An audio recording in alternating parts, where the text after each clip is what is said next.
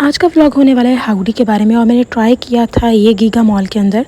यहाँ पर मैंने जो इनका खाना वगैरह ट्राई किया वो सब तो आपको बाद में बताती हूँ। पहले मैं आप लोगों को इनके इंटीरियर का बता दूँ तो howdy is basically based on a cowboy theme. ठीक है, अगर आप लोगों ने काउबॉय वाली मूवीज़ या टॉम एंड जेरी में भी देखा हुआ है कि वो हॉर्स पे चढ़ के आता है और उसके हाथ में एक रोप होती है विद अ हैट, तो ये उस चीज़ के ऊपर सारा है।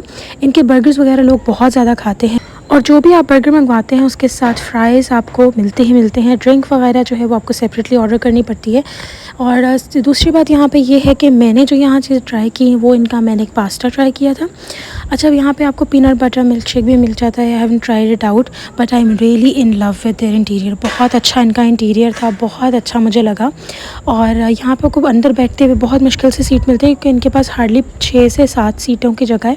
तो अगर आपको मिल जाती है वेरी गुड, और आपको फिर सारा किचन वगैरह भी आप इनका लाइव देख सकते हैं। किचन के अंदर भी इन्होंने बहुत अच्छा थीम्स ही वही बनाई हुई है ताकि जो भी बाहर से देखे उसको वही फीलिंग आए। नेक्स्ट थिंग, यहाँ पे आपको हर चीज़ नज़र आती है जो भी वो बना रहे होते हैं। सो बिल्कुल एक बहुत जो है ट्रांसपेरेंसी सी है कि आप जो भी देखना चाहते हैं, जो भी आपका अपना ऑर्डर जो बन रहा है वो सब आप देखेंगे। नेक्स्ट मैंने कहा मैं आपको इनका इंटीरियर भी दिखा दूँ। वो इस तरह उन्होंने जाल वगैरह लगाए हुए हैं with a lot of horse painting. अच्छा, इनकी टेबल पे ना 2 सॉसेस पड़ी होती है जिसमें उन्होंने हाउडी का लेबल दिया हुआ है। एक आपको चिली सॉस मिलेगी और एक है इनकी टमाटो केचप। तो बेसिकली ये दोनों आप जो भी आप खा रहे हैं you can definitely try it out. Burgers के लिए वैसे ही मैंने आपको बताया बहुत मशहूर है ये।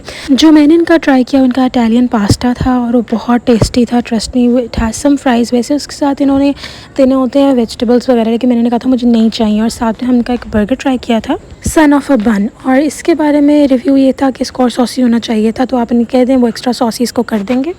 But guys I am in love with their Italiano pasta और बहुत टेस्टी था। बर्गर के बारे में बस ये कहना चाहूँगी ज़्यादा सॉसी होना चाहिए था और ये बीफ में था। एंड ये है मेरा रिव्यू इसके बारे में, हाउडी के बारे में। मैं यहाँ दोबारा आऊँगी सिर्फ इनका पास्ता ट्राई करने के लिए। जो बीफ लवर्स हैं वो ज़रूर ट्राई करें, इनके बर्गर्स वाकई बहुत अच्छे हैं अगर आपको बीफ बर्गर्स पसंद हैं। उन सब के अलावा क्योंकि I am not a fan of beef burger, इसलिए I just love the pasta. So I hope आपको रिव्यू अच्छा लगा होगा। फिर आऊँगी इंशाल्लाह। अल्लाह हाफ़िज़।